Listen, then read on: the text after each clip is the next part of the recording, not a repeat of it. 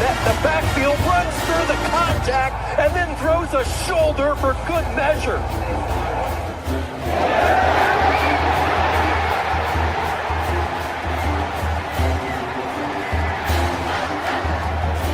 Revenge on this defense here. That is true. High in the air. Right center field. Brandon Compton. Welcome to 2025.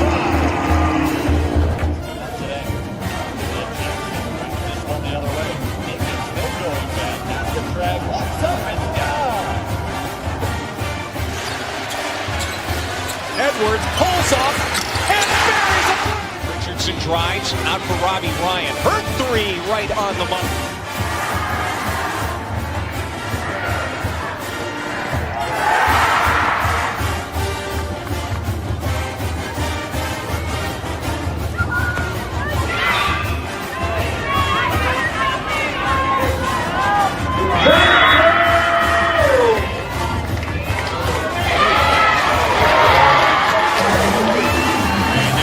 Takes his shot for Darby.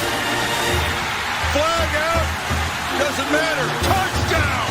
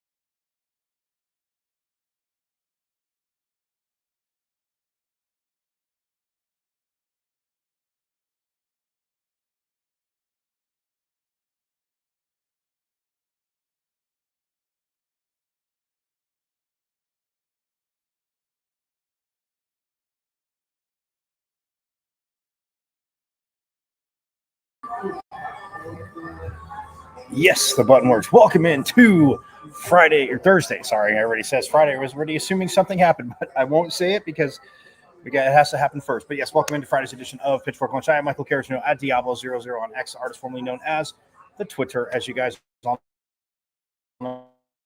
Check out the show live there every day, Monday through Friday from 12 to 1 as we get rolling. A little technical stuff today. I let some of you know earlier, but we're up and running, and it's very important that we're up and running because we have a very phenomenal guest coming up, which leads me to remind you, yes, like I said, you can check out the show live on X, also on my IG at michael.carrotsnudo.5. Just put a dot between first and last name and then a .5 there. You're on the good old IG and the YouTube channel, guys. Go to YouTube, watch live. 4 accepted the new subscribers. Thank you. And you can watch live and subscribe to the channel because you've missed a plethora of phenomenal con reviews, and we're about to have another one.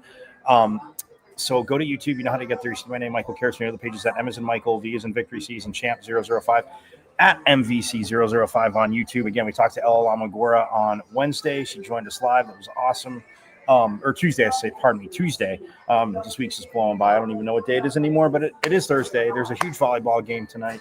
The first round of the NCAA tournament getting underway. And of course, the Devils, a number 2 seed. You guys all know how I feel. They should be a number 1 seed, but that's just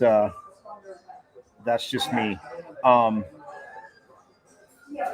By the way, real quick before we get going, Keith Abney made the All Big 12 first team football-wise. I know that's not really a surprise, but yes, he did make the first team. So again, we're used to that around here. Speaking of first teams, we're going to bring our guest in now, and it's so awesome that he's jumping in to join us. me and my madness of schedules. I always have ideas in my head, and I as a lot of you know, I forget to maybe let the other person know, or think I let them know, but really didn't. So anyway, he is here today. It's absolutely awesome. Longtime AZ Central reporter, covered Olympics, doing the Wilner Report now, and also AZ Sports as well. It's just, the man is a plethora, a bank of just insane knowledge, to say the least, and has seen it all. And yes, another one, like I say, when coaches ground me, guys, he definitely grounds me, because I will tell you this, as you guys all know, yes, I am a homer, because we're going to talk about this first, as JJ Van Meel was coach of the year in the Big 12, 3 first-team Big 12ers, 1 second-team, 1 rookie player. Personally, I thought the whole starting lineup should be in the first-team All Big 12. But let's bring him in. Here is Jeff Metcalfe coming. Oh, why? There we go, Jeff. Welcome in. Oh, you're muted. You're muted. There we go. How are you? There you go. Yes, I am awesome. So, yeah, I know you heard me say that. I know, obviously, we saw the first teams come out on or the All Big 12 team and stuff, and Coach Van Meel getting Coach of the Year, and which is well deserved. I mean, 17-1 in conference, and his team. I mean, think of their runs this year, Jeff. I'll start with this. They win. Penn State. They beat Penn State. You know, but I'm saying, yeah, they beat Penn State, but I'm saying, like, so they take on Northern Iowa, they win. They beat Penn State, they lose to Pitt. Then they win. Oh, excuse me. Sorry.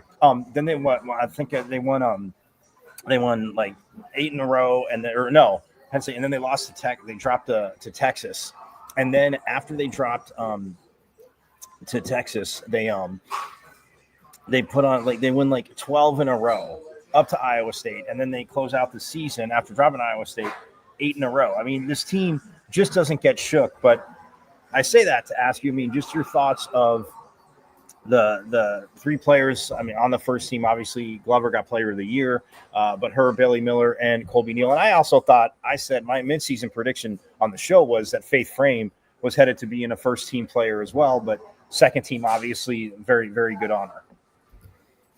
Well, I think I was telling you, I don't know how early in the season, but quite a while ago, that I thought Glover would be the Player of the Year.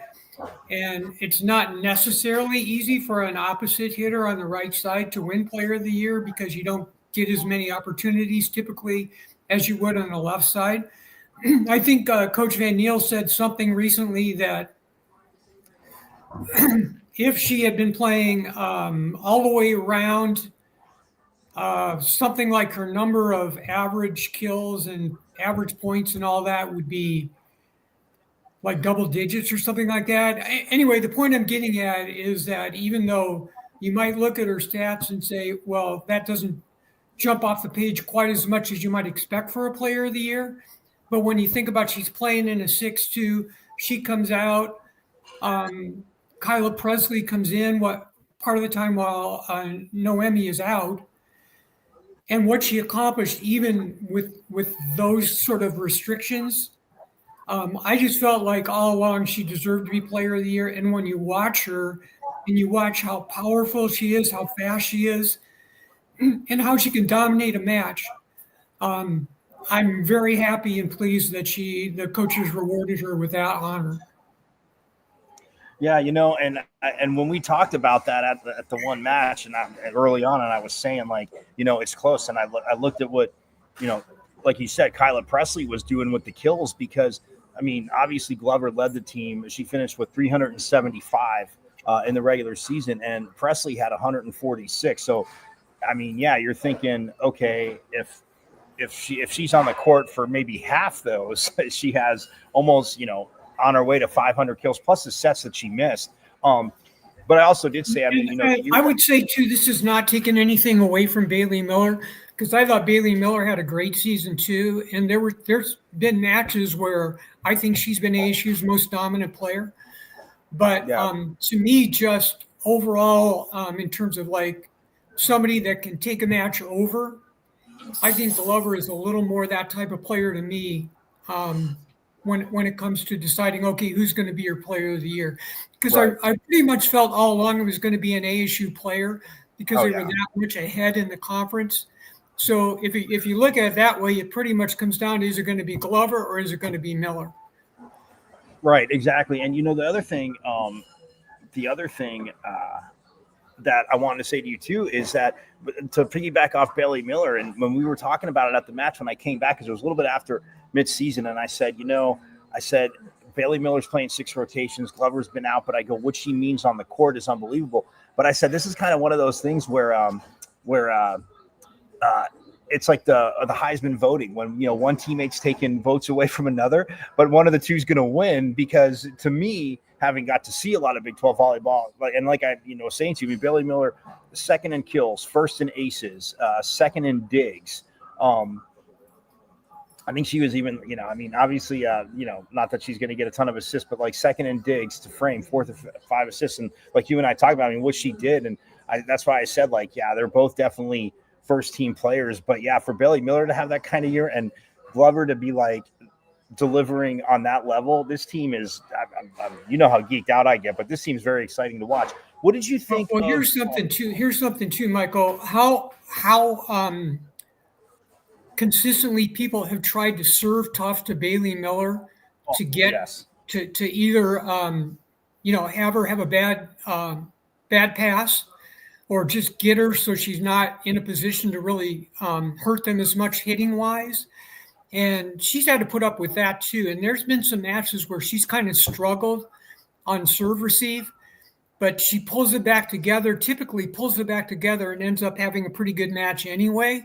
And I think that's something to watch in the tournament, because I think for sure, Coppin State probably, but for sure Tennessee is good.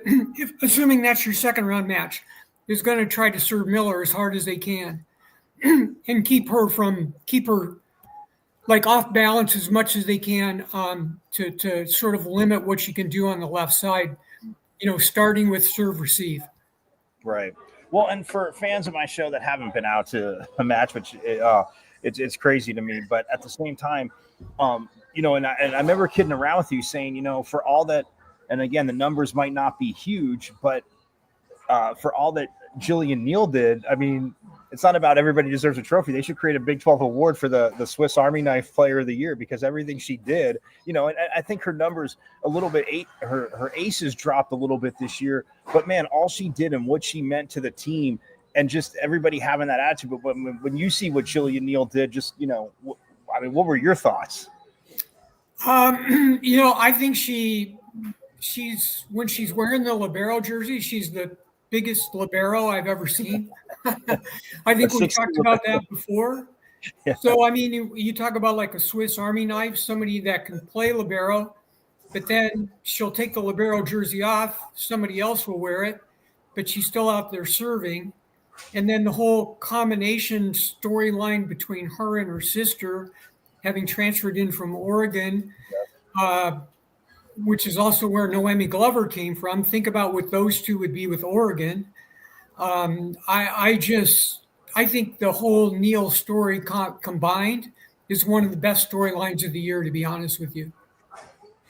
Oh, 100%. I couldn't agree with you more. Obviously seeing keeping up with the Pac-12, seeing what, Noemi and Colby were doing up in Oregon, and even when last year when they were in the Big Ten. But you wrote about, obviously, that I'm playing a 6-2, and I've talked about it here on the show. Running with 2 setters, and having, your article is I was chuckling when I read the headline, because it's like 3 setters basically in 3 years. And you would think that continuity, especially in this day and age, the transfer portal would be a little bit tougher. But Coach Van Neal, who he's brought in now, Bryn Covell's obviously been with the program, but just the challenge in doing that. When you see what they've done, it's impressive. Well, yeah, thank you for mentioning that article. I hope people look at it, because it really is interesting that when JJ Van Neal came in here, he essentially inherited Shannon Shields, who had been the starting setter from the previous year. And then right before JJ came in, there were 2 setters who transferred. So the only setter really that was here when he got here was Shannon. And, Yep. and she had a great season. She's now playing professionally. Yep. Then they recruit Argentina who comes in from Washington State. Really had a like a Sweet 16 season while they were at Washington State the year before. She comes in here, learns how to play this faster offense because they had a different style of offense at Washington State. Yeah. She's now playing professionally. So each of them were here for 1 year under JJ. Now he's got Bryn, like you mentioned, but he's probably got to find somebody else. And he's not sure if he's going to play a 5-1 or a 6-2, using one setter or two setters for people that don't know what that means. And so he's looking around. He finds Sydney Henry, who is at like a mid-major school, Kansas City, likes enough of what he sees of her on film to bring her in. So, yeah, actually now it's 4 setters over 3 seasons in 2 different systems, and they're a combined 84 and 13. I mean, you just don't usually see that kind of success with different setters like that. It's pretty unusual, even in a transfer portal era. Yeah, no, 100%. I mean, and Bryn, you know, like I said, coming and being, you know, with JJ for 3 years now. And I mean, and like you said, I mean, Sydney Henry's obviously picked it up, and I mean, they've rolled with it. It's been awesome. But I think Bryn had the set of the year when we were sitting there watching with that one-handed set, wasn't a lift, and they get the kill. I mean, you know, and within the article though, I mean, when you talk about obviously these setters, in your eyes, what's the toughest part, the biggest challenge for the setters? Because yeah, you want to get it to your teammates, obviously on the outside, whether you're setting outside the middles, but getting that chemistry. But what's the biggest challenge you think for them? Like, you know, coming, like starting, going out, coming back in, and just kind of keeping that rhythm going. Well, I talked to all of them, including the 2 that are playing professionally now. And I think what comes across most consistently is that Van Niel has a standard that he wants his setters to reach, and he doesn't really compromise with that. So I think he makes it clear this is what we expect and sort of holds them to that standard. And then it's up to them to achieve it, you know. And I think they appreciate his knowledge and his sort of higher level, I almost call it like playing chess, like higher level thinking about setting and setting other teams up and setting your hitters up and all of that. Sydney Henry said after the Arizona match, I think you might have been there for that she thought she knew a lot about volleyball and setting before she came here. And then she, you know, you realize I really don't know anything. I shouldn't say that. That's too much of an extreme. But right. I don't know nearly as much as I thought I did. Right. And I've learned, you know, being her, she's learned so much in this 1 year that, you know, both in terms of success of the team and in terms of improving her volleyball IQ. I think that's what you're looking for if you're a transfer. I mean, you hate to see kids leave other schools, but when they transfer and go to a higher level, and then they can raise their own playing level up, that's kind of the ideal thing about what transferring is all about. Yeah, no, I mean 100%. And like, and I remember I know we talked about a little bit, you know, well, last season, but with, you know, not so much basketball, but volleyball. I mean, and I even said to you, I think the example I used was, you know, baseball is one of those things where, you know, you're working with a pitching coach or, you know, obviously a hitting coach, and the certain, you know, coach like makes sense for you when you transfer. But for volleyball, like the chemistry you have, you know, with your team, and I get it, if you're not winning or you feel like you want to go somewhere else, it's really, really tough. And to your point, to the article too, being a setter is just, I mean, like I said, like Coach said, I mean, it is the quarterback, and he said that a million times of the offense. So what did you think? You know, because I know we had a lot of conversation, and I mean, we saw, you know, Tatum Parrott, obviously a local kid, Greenway High School. I mean, I covered her since she was a freshman at Greenway, but at Grand Canyon, obviously getting fed a lot, being the focal point of the offense, and to come in and, at times has had ups and downs a teeny bit, but I mean, her numbers aren't the same, but her performance, when I say ups and downs, I don't mean like has been playing hard, but just delivers in not as big of a role.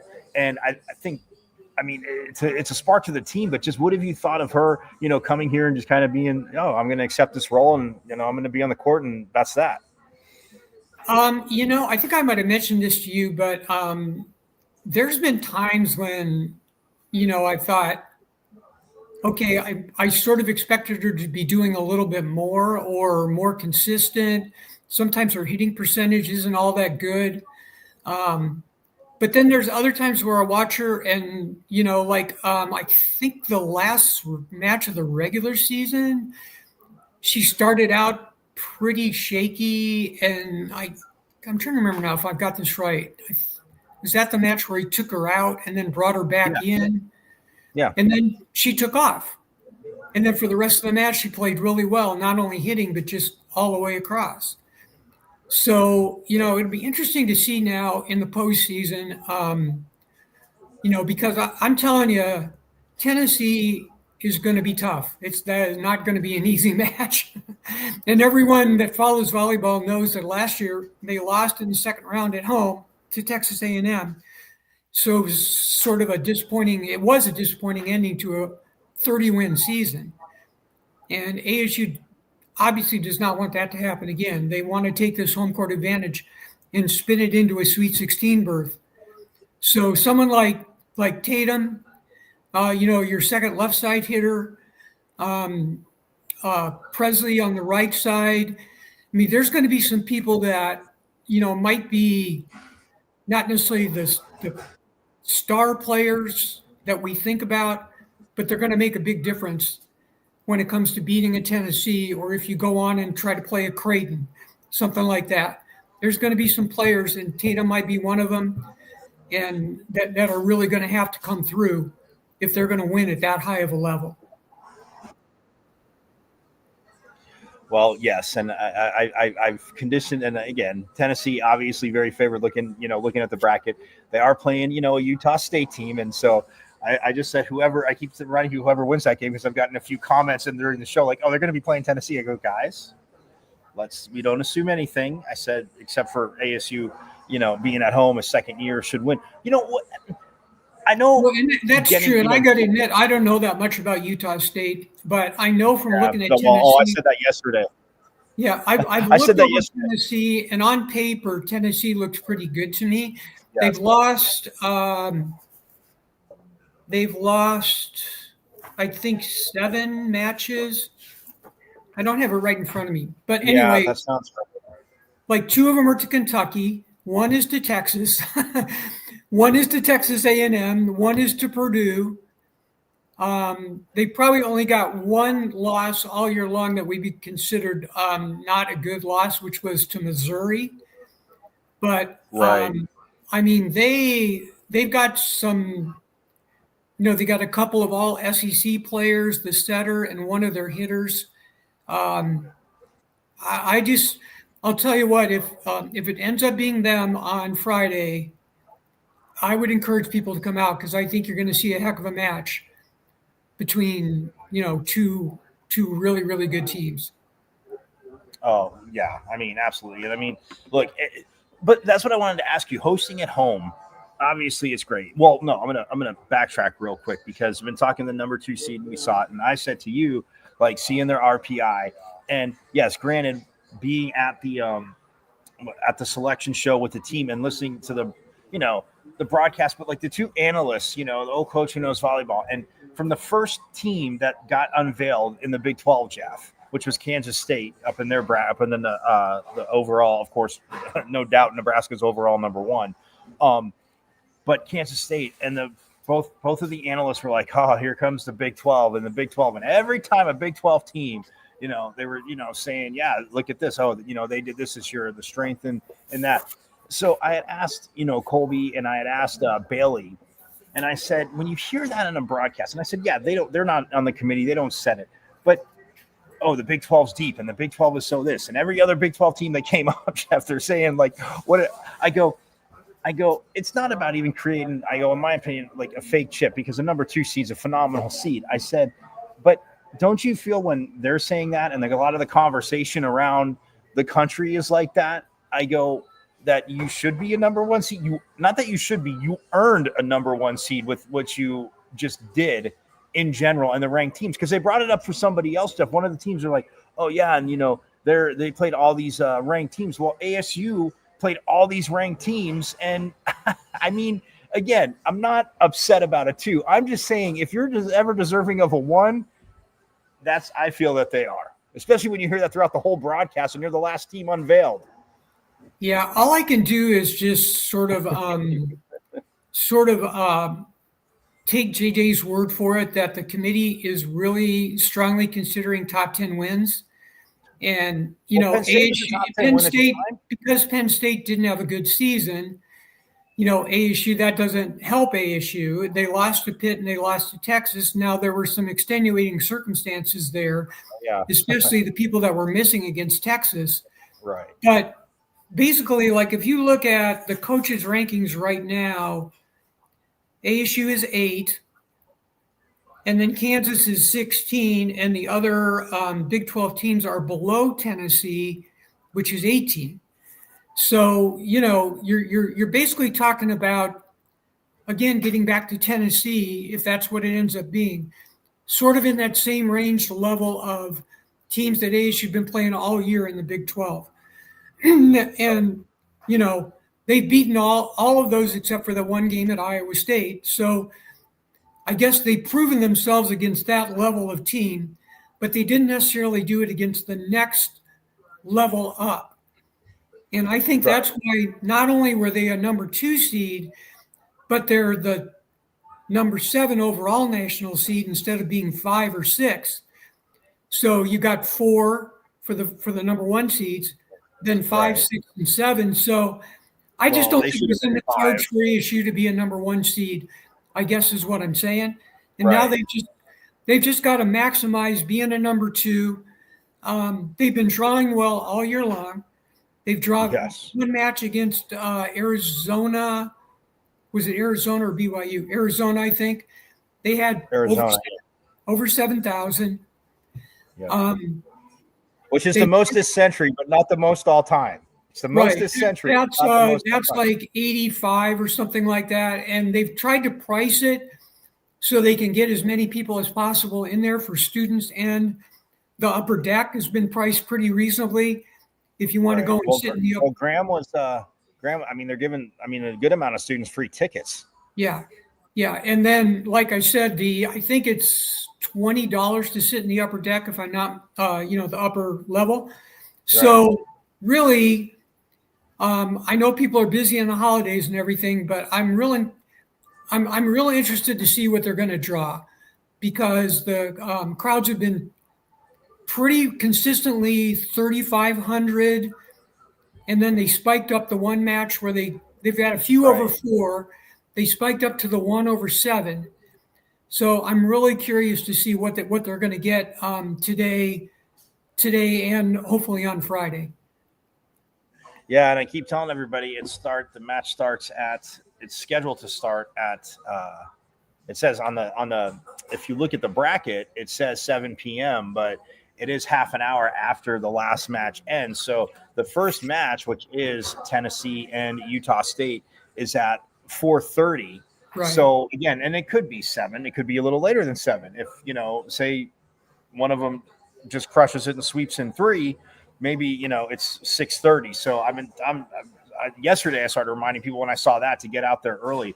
But you mentioned that, and plus the fact that the last game of the regular season, senior day, it was an 11 a.m. game, like you and I were talking about, a holiday weekend, Thanksgiving weekend. Obviously, football played Arizona the night before, and you get over 4,000 on that, on that day. Like, that is just absolutely that's phenomenal. And Coach Van Niel talks about his staff, and I covered Presley Anderson That's a minute I've been covering this, since she was in high school, before she, went to Cal. And I was like, oh man, I wish you would go to ASU. And I go, I don't even know. I remember saying to her, I don't even know if they recruited you. I go, I'm sure they did. And I go, I know I go, man, I just wish you ended up at ASU. But, and then I know she had transferred to Baylor, I think, and finished off there. But I mean, just the staff with Presley obviously being with them for a little bit and how they work together. He says he doesn't get a coach of the year without them, but in your interactions and what you've seen, this staff, I mean, they work well together, but man, I mean, obviously with JJ heading it up, they've just done one hell of a job. What have you just seen from the staff with, interacting with the team and just what they mean to recruiting and everything? It's a good question. I think Presley is a real consistent, what's the right word I'm looking for? I think her being there has been a real consistent, cohesive thing for the staff.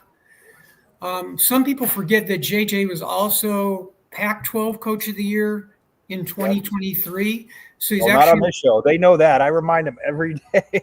Yeah, so he's actually won that award 3 years in a row in 2 different conferences. So, I mean, that says a lot about him and his ability to get the staff to function the way he wants it to. I think he's very much a person that he believes in team chemistry. He's very big about what they do in the spring. I think that's one thing that gets overlooked, especially in the transfer portal era. When people come in here in January or as soon as they get here, there's a lot of work that goes in during those early months to try to make it smooth in the fall. You don't want it you don't want to put everything off and say, okay, we're kind of starting from scratch in August. You want to have things, down as much as you can. Like we were talking about with the setters. Okay, we got new setters again, 3rd straight year. We got to put a lot of work in the spring to make so we can hit the ground. This year they hit the ground basically playing Penn State and Pitt. Right. And that you can't be disorganized and not have your chemistry set up and play those kind of teams at the beginning of the season. Right. So, and I mean I think the staff, I think he should get a lot of credit for what he does with the staff and then collectively what they do chemistry wise to pull the whole thing together. Yeah, I mean, you talk about the spring, and I don't know if they can go anywhere this spring because of the way it's set up with things. But I mean, they went to Brazil. I mean, obviously when Roberta was still on the team, and it was great to do that. And they played against Milo Ribeiro, who's on the team now. They actually played against her and saw her there. But I mean, you go to Brazil, yes, you play a lot of volleyball, you get stuff in, but then you hang out as a team, you get to see a phenomenal country. Last spring, they go to Hawaii, like you're talking about. Oh, by the way, I don't know if you wanted me to, but I threw our names in for if they're gonna. I mean, like I said, I don't think they go anywhere this spring, but for luggage carriers, I mean, if they want to, I mean, I'll take a trip to Brazil or Hawaii if I'll carry the bag. So I would even do it for you. I just threw your name in too, figuring Jeff will cover it and I'll carry the bags. But I mean, just like you said, doing stuff like that. I mean, it just it's phenomenal. Who do you think?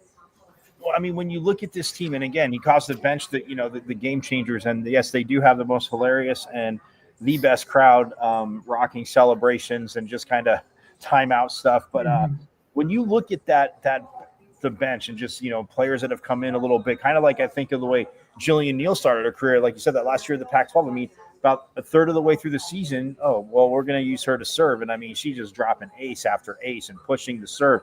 But when you look at what the bench does, I mean, you've covered it for a long time. Is this too also overall maybe one of the best, depth wise, but benches just in general that the coach has built and just had his 3 years? I mean, just overall, what players he's had on the bench, I mean, because you look at a lot of them, and I mean, I feel quite a few of them probably could be starting and obviously playing very well if they played somewhere else maybe. Yeah. Not that I want to. Not that I definitely don't want them to.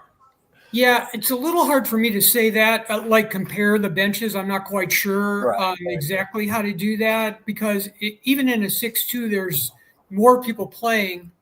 True. Because you're getting more hitters out there to play through the front row than you would have normally. I do think Ella Lewis has been a real help coming off the bench when it comes to serving, and I think occasionally she plays libero too, right? Am I right about that? Yes, you're 100%. Yeah. So I think she's been good. We really haven't seen Ribeiro that much, but she's only a freshman, Right. so if she stays, I think she's somebody that's going to be a bigger contributor down the road than maybe she is right now. Right. Jillian Neal, like we talked about, those are probably the main ones, right, off the bench. I'm just looking at the roster here. Well, and I know, I mean, she came in and she served a little bit like in the matches too. It's Piper Rama has come in, I know, served too. So it'll be interesting to see, but I mean, and he started Estella Zacheka. Yeah. He started her as a senior in the West Virginia match. Right. We don't see her play that much, but she's pretty good actually. For what they asked her to do. She's pretty good. And one thing that everybody forgets, and I totally get why, they have an outside hitter from France named Maeva Schock that didn't play this year because of injury. I mean, she is a top level hitter from France, and if she had been healthy, I'm pretty convinced she would have been playing. If nothing else, she would have been challenging Tatum for that L2 spot. And, everybody tells me she's coming back. Now, if she comes back, look out next year, because most people don't even know she's on the roster. Right. And I mean, and they've got 4 freshmen coming in, which is the biggest freshman class they've had since JJ got here. Now, he's excited about them too.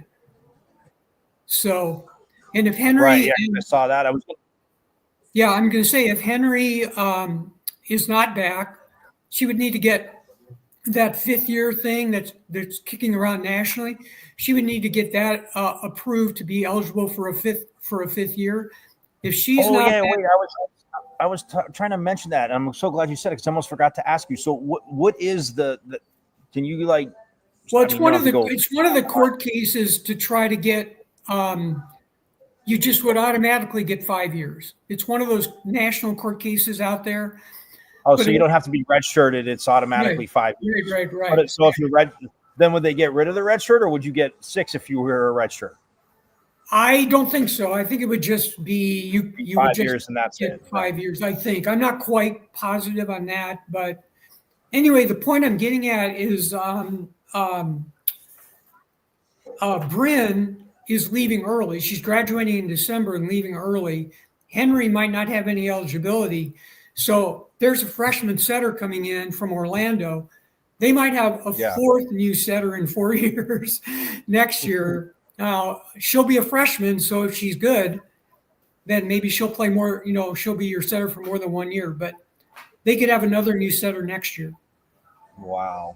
Yeah, because obviously I know, depending on the port. No, thank you for because I didn't know it was I'm like, they're talking about a 5th year, and I don't know if it was an NCAA thing, but I don't know. I mean, why not just I get it would guarantee you just 5 years, but if you scholarships, I mean, you had to be that's the thing, you had to be redshirted. So I guess it affects them playing time wise too. You can figure out, because like with football, a player could play 4 games and they still keep their red shirt. If you play in a 5th game, you don't have a red shirt anymore.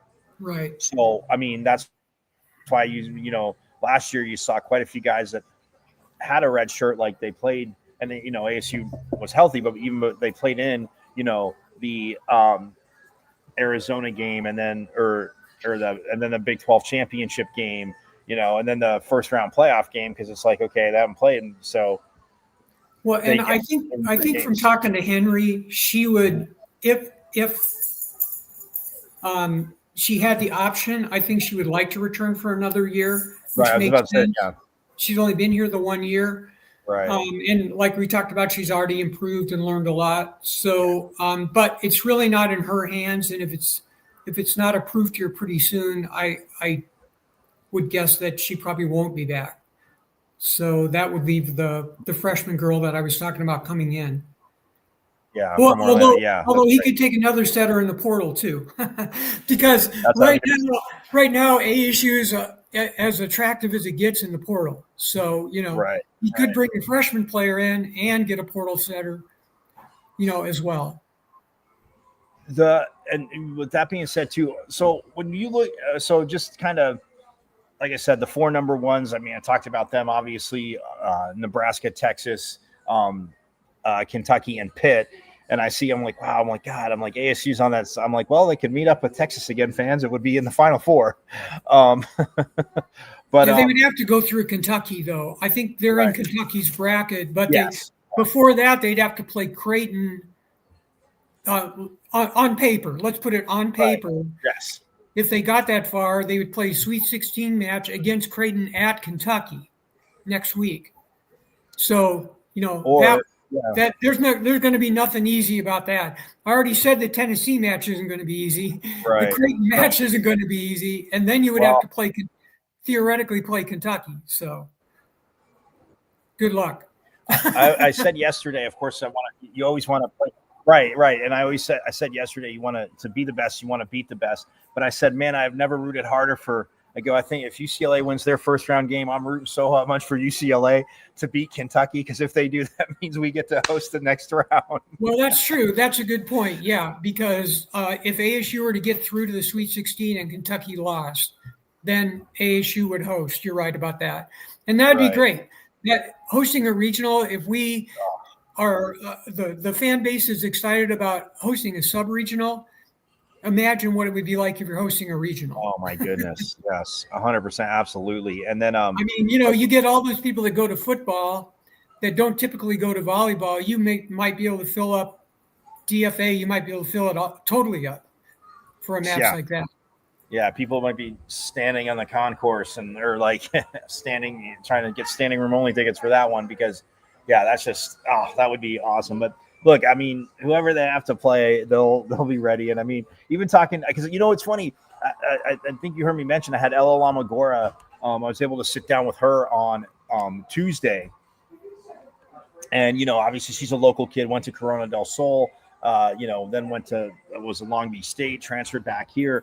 But I said, man, what you and Colby have done in the middle. You have the best second assist of the year with the foot pass that time, because she goes, I just got line drived at me. And she goes, Mila's been showing us some, soccer stuff. I go, you angled your foot. You looked at the ball and you angled your foot perfectly, like you've been playing soccer. So I go, you have the pass of the year. I go, sorry to your setters, but you got the assist, you got the assist of the year. But I probably should have mentioned her earlier, because she's another one that could be an X factor in the postseason, because you think, you think about Noemi, you think about Bailey, and you think about Colby, right? Those are the big 3. But these players like Tatum, like Presley, and like Ella, if they are having, if they're making major contributions in these matches, that's going to be a big plus as well. Right, because I said to Ella, I go, it's crazy. I go, I mean, typically it's going to be the outsides, but there are teams that have had dominant middles. I go, you see like what obviously Noemi and I even said, what Bailey's doing. I go, I think you and Colby might, if you guys you guys could lead the team in kills. And she just had, great. She's like, we're just moving the ball all around, and for a setter and I always told you, Jeff, I just view it as, you're running an offense, but it's organized chaos, because the ball's not going to the same spot twice. And, the front row is just sliding all over the place to try and catch up with it. But Ella, like you said, total definite X factor. All right. Let's one more thing. I know fans love it when they do that whole monster block thing and they clap their hands and do all that. And I hope people are really into that, today and tomorrow, because I'll tell you, they have done some fantastic blocking, starting with Colby Neal. Just very impressive all year long, their blocking.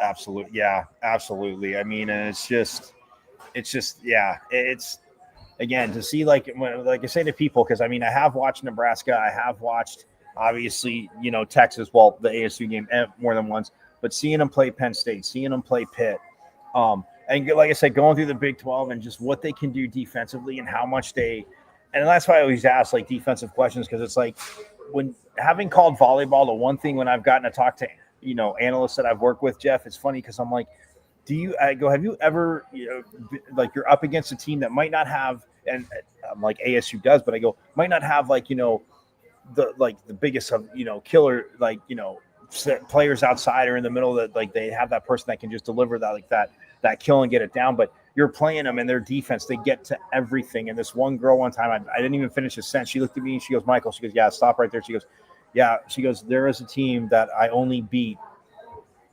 once in high school. And we had like, I think she said like 15 matches against like combined, like not just because of the season, like their defense, everybody hated. It's like she goes, it's not even 7. They had 8 players on the court. Like whoever was in their back row, I mean, pancake, getting the ball up. And it's like, everybody's like you and I talk about hitting errors, just like flew. She said skyrocketed through the roof when we played them, because you feel like you have to hit that perfect shot and you open up just maybe a teeny bit more and ball's out, or you try and cut it too far and ball flies out. Like, and she said that's a killer advantage. Faith Frame had such big shoes to fill replacing Mary Schroll. And I think she's done a really nice job, playing the libero position. And that's kind of where what you're talking about, that's where all that starts. Right. So, you got to give her credit too. Like you said, she probably could have been all Big 12 first team, but I'm glad she got recognized. Absolutely. I was going to say, when I brought you on too, my argument of their whole starting lineup should have been the whole first team probably doesn't hold, the biggest of water, but and I said to people, I go, look, there's a lot of talent in the Big 12, and we saw quite a bit of it. So I go, the fact that you have 3 on the first team, you basically have the whole front row. I go, yeah, that's pretty damn good. But hey, and going back to what you said too about the Big 12, I mean, who ASU played, I mean, there's 10 Big 12 teams in the tournament out of 64, more than any other conference. So, all right. See, that's my point. Maybe they're not top 10 teams, but the depth from top to bottom to get 10 of 15 teams. There's not even 16 teams. There's 15. 10 of them got in. So, right. And I'm going to go out on saying a lot. I went out on a limb yesterday and said that if Nebraska was in the Big 12, Jeff, they would have lost. I'm not saying they would have lost a match, but they would have lost more than 7 sets all year. I'm just going to say that. Yeah, probably. I think that, although the Big 10 is good too. The Big 10 is good. It is good. It is good. I give it that. But I think they would have lost more. They have 9 teams in, so you can't really rip on the Big 10 too much. Oh no, I'm not. I'm just saying from a Nebraska standpoint. I did clarify. I did. Clarify that yesterday by saying I'm not ripping on the Big 10. I'm saying if they were in the Big 12, they would have lost more than 7 sets. But they're ridiculous to watch, to say the least. But let's shift gears real quick. Let's talk obviously Molly Miller, some women's hoops. I mean, yes, they are 8-0, and I know you look at their they beat Coppin State, Eastern Washington, went on the road at USD, won a big game. Santa Clara, tough team. UNLV is, you and I know, a tournament team. Then they beat Utah Tech, formerly Dixie State from way back when. And then they beat Little Rock and Southeast Missouri last week. Now they have McNeese State coming up Friday, December 5th at Mullet Arena. And then San Francisco, who they will play before they hit the road. You can only play who's on your schedule. And I think Molly has said a couple of times, we want to grow into the schedule because of her being in her first year, rebuilding the team because so many players left with the coaching change. So I think they scheduled this way intentionally. They do have a game coming up against Penn State at Penn State. Yep. And I think they play Gonzaga. And I might be forgetting somebody. So anyway, they got a couple of Oregon State. They play Penn State, Oregon State, Gonzaga. So they got a couple of tougher games coming up, but give them credit, 8-0. if they win the 2 in the Brienne January Classic this weekend, it'll be the best start in school history. So, you can say what you want about who they played, but you got to beat them. And 10-0 would be such a good building block. Right. Well, I mean, look, in this day and age, and I agree, because people look at the schedule and, some teams when they're playing schedule, but I mean, UNLV, a tournament team, Santa Clara, I mean, definitely played them tough. But yeah, I mean, like she said, I mean, there's things to work on, but the fact that, like, yeah, there might be things to work on, but starting, 8-0, and again, yeah, she said, she's got that energy, and it was cool enough to hang out with them when they had the zoo animals hanging out with them, and you and I were looking at that when Martina laid down with the Burmese python. She's 6'3", and she looked like she was about 5'7" next to that thing. That was crazy. But I mean, that's what I want to ask you. I mean, yeah, you can talk about the energy, and building culture is one thing, and coach is always talking about players have to understand your why, and see that you care, but understand, like, your why. And man, it just seems like, I mean, she's built that up pretty quick. You mentioned most players gone. I mean, Jaya Levette and Grice both stayed, but like when you see, like, Molly Miller, and you're like around just, not so much the basketball stuff, but man, what about her has made that just like a perfect fit, to come in and just like, revamp this, and hey, maybe we'll win a few games along the way, right? Well, I guess the easiest way to explain it is when people say, number one, she seems to have endless energy, and she seems to be everywhere. And she's just selling the program just the way that Charlie did all those years ago. And you got to work so hard. It just doesn't happen automatically at a place like ASU. That's not a women's basketball blue blood school, and it really takes a lot of work. And I think she's doing a wonderful job. She's doing great on freshman recruiting. I love her staff. I covered Stephanie Norman when she was a player here. And I'm so glad you said that, because that was going to be my next question. So yeah, elaborate on the staff. Yeah, for her to be back,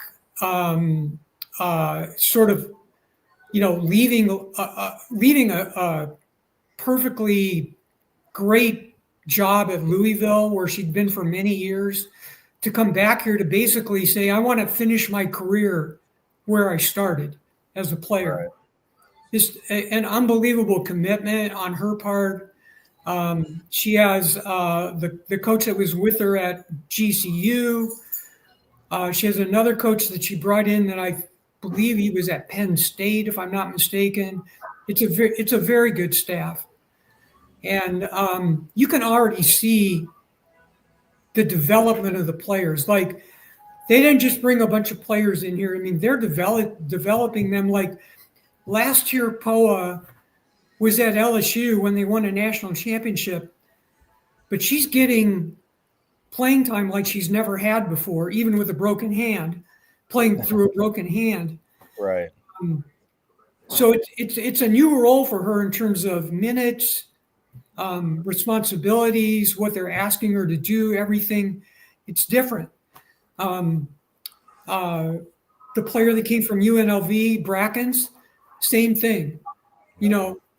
Much more expanded role here. Gabby Elliott's been injured. She was at Penn State. She's been injured, and she's got a lot to prove, and she's doing it. Washenitz, already made a national name for Hale Marley. Hale Marley got ASU number 1 on SportsCenter top 10. Just so many good things have happened already in this 8-0 start. And I think Molly said it perfectly. It's that whether they're only here for 1 year or 2 years or just a short time to kind of be the foundation for this program, they're going to be remembered for that. And I'm telling you right now, this team is going to get into I'm predicting not the NCAA tournament, but this team is going to make one of the postseason tournaments. So the second tournament, there's 3 postseason tournaments. the second one down, all the expenses are still paid for by the NCAA. So even if you don't make the NCAA tournament, the next tournament is a very That's admirable the goal. tournament? A Right. very admirable goal and a very good place if that's where this program ends up this season. Well, Jeff, I said, I know this will really shock you. Don't fall out of your chair. But when I said, when Molly Miller got hired and then I got to, before I wrapped up season 2, she got to come on Pitchfork Lunch so they can have that extra, 0.0001% mojo that makes the difference in winning. But I said, I go, yeah, I know everybody's going to, I go, you've been asked. And I go, I know people ask you, I go, but, with the Final Four hosting this year, you take over. She goes, hey, you got to have it. Goes, I'm here to win. She goes, why shouldn't we look at that and say, this is where we could be? But she, of course, grounded me and said, we got to go back. The team's just getting here. And, but yeah, I did say, I know this will shock you. Like I said, I did say, I think, I think ASU can make the NCAA tournament. I said, now, I go, some things would have to happen. I go, and I said, here's the craziest thing. I go, if Molly Miller somehow goes on another 30-game win streak and ASU wins 30 games in a row, I think she could, she should get a lifetime extension bonus then if she wants it. Here's the thing to me. I've looked at the net rankings are out now. Did they come out? Yeah, they came out this week. And okay. I would agree with where ASU is on there. I think they're probably about in the 7 or 8 spot in the Big 12. So okay. I'm thinking the Big 12 is probably going to get 6 teams into the NCAA tournament. So that might be out of ASU's reach. We'll see when conference play starts. But I definitely think the next tournament below, which I want to call the Women's Basketball Invitation. I'm not quite sure the exact name. Yeah. But it's a 32-team tournament, and I could definitely see them, especially if they win double-digit non-conference games. Now, if you can go around 500 in the Big 12, that'll get you into, at minimum, the second tournament. Okay, but let me ask you this. Now, I know it obviously would depend on the seedings, but I mean, a Molly Miller team could, do you feel it would, and again, I know it depends on who's there and got to see how the season plays out, but just from what you're saying, when you look at it on paper, like now 6 teams, because I think I was kind of looking and I thought maybe, I think there could be seven teams, 8. Games got to be played. A lot has to be answered, but she's got the players, the staff, the style to go on a 4-game streak to kind of upset the bubble teams and win the Big 12 tournament. Well, yeah, I hadn't really thought about that. I don't know that maybe for me that's too far down the road because you haven't even played one conference game yet. Oh no, 100%. But I'm just looking at it right here, and really, you got TCU, Iowa State, West Virginia, Texas Tech, Oklahoma State, and Baylor. Those are probably the 6 that you would say that they're going to get into the NCAA tournament. And then after that, it's probably BYU, ASU, Colorado, and then maybe the Kansas schools are the next level down. Right. That's what's going to determine it. What are you going to do against BYU? What are you going to do against Colorado? Because maybe you can jump up and beat one of those top 6, maybe not. I don't know yet. Right. But you're going to have to be able to do something against those middle of the Big 12 teams to get to where you can have a decent Big 12. Well, it's funny you mentioned Colorado. And Jeff, I was going to say that you mentioned Colorado too, because who do they start Big 12 conference play against? Colorado at home. Yeah, December 21st. Yeah, Colorado, and then they have 10 days off, and then they head to Utah. But yeah, they play, let's see, Kansas, West Virginia, Arizona, K-State, Oklahoma State. They play Utah twice. They don't play Colorado twice. They only play them once. Yeah, but look at this. So they play Colorado, Utah, BYU, and UCF are their first 4 games in the Big 12. Really, really important to see how they do in those 4 games. So December 21 and then December 31 and then into January, those are their first 4 before they play TCU on the 11th. So it's going to be big, those first 4 games for sure. Yeah, no, I mean, and again, they have a little bit to do before you get there, and then people can check, like I said, they can check them out Saturday night. Yes, the Hail Marley has been the so far, yes, like you said, the attention getter, big attention getter, and another shot. But yeah, the fact that they have, I want to wrap with you on this because you mentioned obviously volleyball player from France. I got to sit down.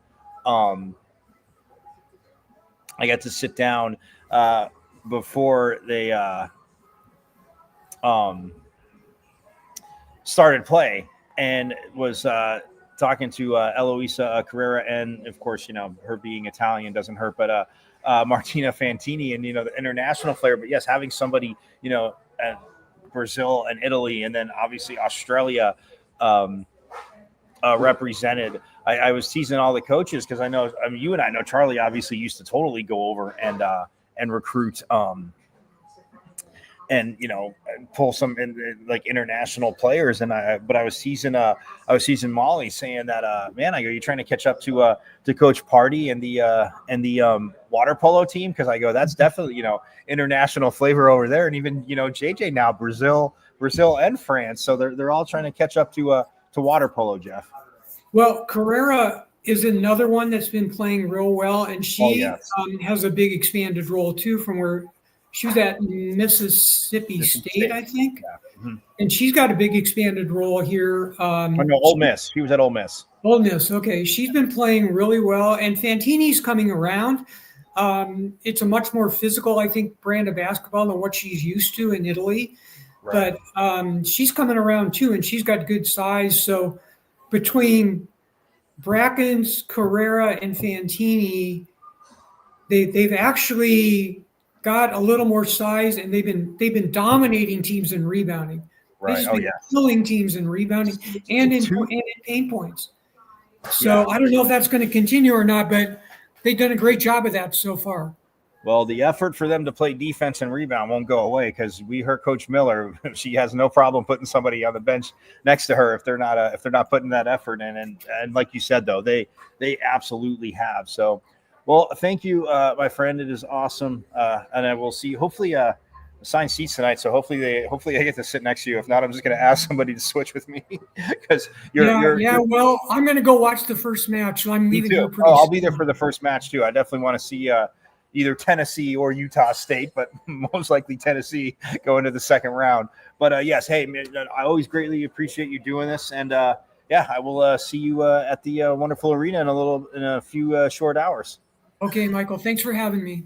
Awesome. Thank you, Jeff. That is Jeff Metcalfe again. He's been again, when I'm talking to him, it's just like scratching the surface of going down the road with so many things. And again, not that I ask broad questions, more again, conversation with him, but you heard, JJ Van 3 setters, 3 different setters, 3 years. Jeff Koval has been here and done a phenomenal job. And it's just, it's so exciting. And they take on Tennessee again.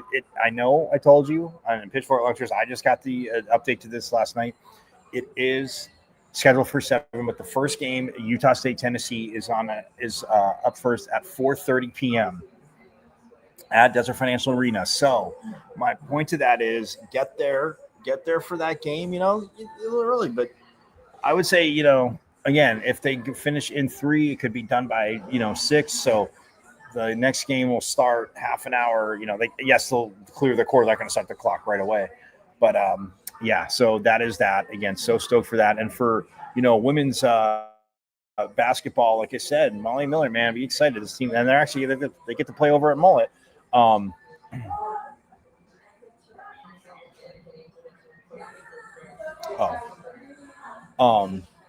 But yeah, just real quick with volleyball again, 14-0 at home, 26-3 overall. Again, just 3 losses all year to Pitt, Texas, and Iowa State. So yeah, but yeah, they won their first 2, dropped 1, and then they won 4, and then they dropped 1, and then they won.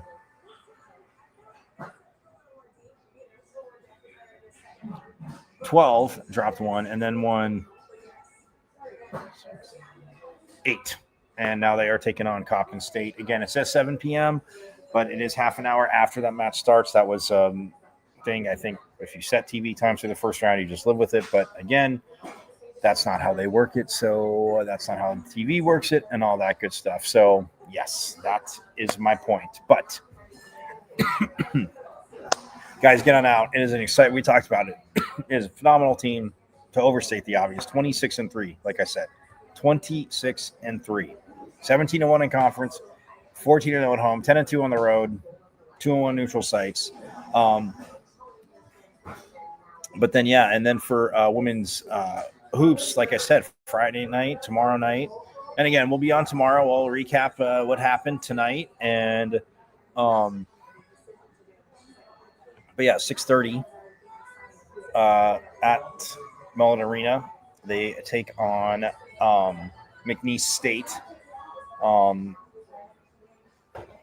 then Saturday at 2:30, they take on San Francisco. Also at Mullen Arena. It's Youth Sports Day. Friday night's fan appreciation, so it's Youth Sports Day. And then, yeah, because Friday night at 6, that's when, well, that game will start at 6 no matter what.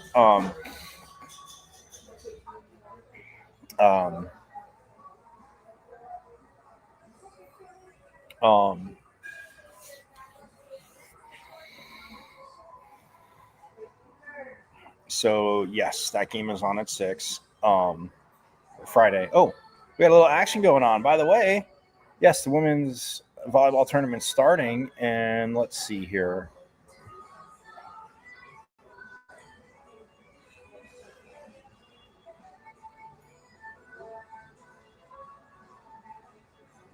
Well, Colorado is up on American, Big 12 team. They're up 1-0 over American. So I just want to give you that quick update. I don't see any other. Yeah, so they're in the second set. Yeah, they're up 1-0. So that's a little update for you. But yes, we'll be back tomorrow. Same bad time, same bad channel. Again, thanks to Jeff Metcalfe. Works up to him. Again, working, ranking women's college basketball for the Wilner Report. And doing freelance work, just phenomenal, absolutely phenomenal. Follow that man on Twitter. You should follow that man on Twitter.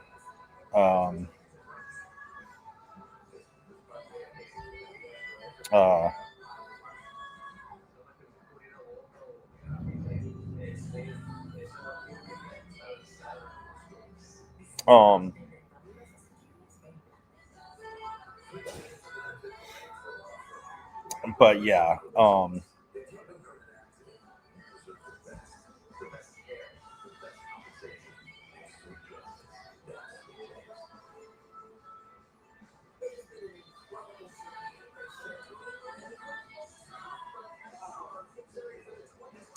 But yeah, we got some Big 12 honors for ASU. Like I said, Keith Abney was named to the first team. Honorable mentions. Wow. He's Derek Eusebio, Jesus Gomez, and Shimon Mateer. Wow. I mean, they're talent.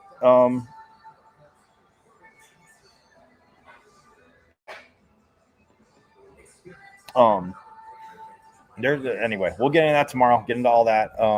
And hopefully we get to have a surprise guest on from football. But you're going to have to come back, check it out. You have to look for the updates. But that is going to do it for me. Again, at Diablo00 on XR, formerly known as the Twitter, as you guys know. You can check us all live there every day, Monday, Friday, 12 to 1. Also, the IG. All you have to do is go to IG, and then it's at michael.carrotenuto.5. Again, just put dot in between first and last name, .5. Bam, watch it on IG. And then, guys, YouTube. If you missed my phenomenal con review with Jeff Metcalfe, again, so much just knowledge and experience and breaking things down, talking about players. And again, I think, Bailey, I would be, I'm going to do some digging, see if you can see, they vote on it, it's out. So just to see what, votes were, and not by who, but just anyway. But yes, talking to Jeff. So forks up to Jeff for joining us here on Pitchfork Lunch. Again, great friend of the program. But yeah, that is going to do it. So again, go to YouTube as well too. Again, you see my name, Michael Carrasino, but it's at M as in Michael, V as in Victory, Season Champ 005 at MVC005 on YouTube, and subscribe away because you can go back, watch Jeff Metcalfe, see El Alamagora from earlier in the week. Again, a phenomenal middle. So yeah, it is all there for you, Pitchfork Luncher. So it is hashtag our states. Yes, thanks to reigning back-to-back Big 12 champs women's volleyball for setting me the right way on that and reminding me it is hashtag our state. And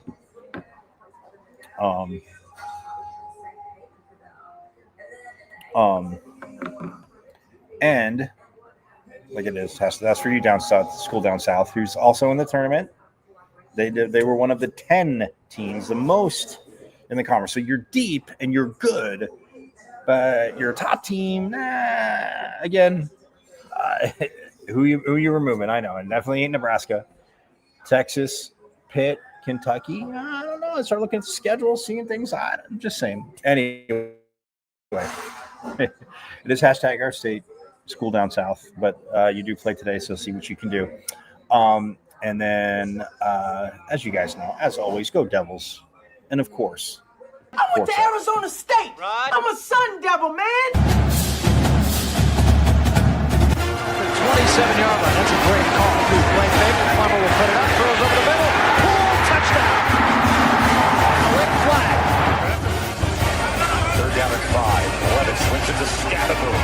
Scatterboom breaks defenders. Here he goes again. Scatterboom is the running back, and he is immediately met in the backfield, runs through the contact, and then throws a shoulder for good measure.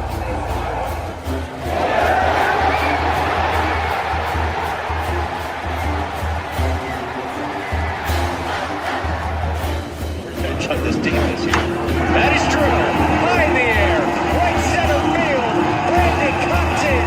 Welcome to 2025. Just run the other way. Still going back. That's the drag. Left up and down. Edwards pulls up and buries a Richardson drives out for Robbie Ryan. Hurt 3 right on the money.